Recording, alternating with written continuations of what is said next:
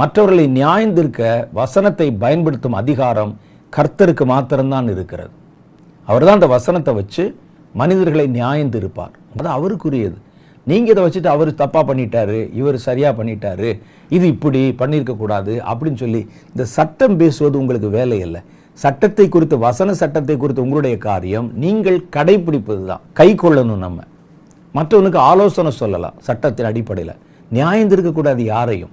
ரெண்டுக்கும் வித்தியாசம் இருக்குது. ஒரு பிரசங்க பீடத்தில் ஒரு போதகர் வேத வசன சட்டங்கள் எடுத்து பிரசங்கம் பண்ணி அவங்களுக்கு புத்தி சொல்லலாம். வசனத்தில் சட்டம் இப்படி இருக்குங்க அப்படின்னு சொல்லலாம்.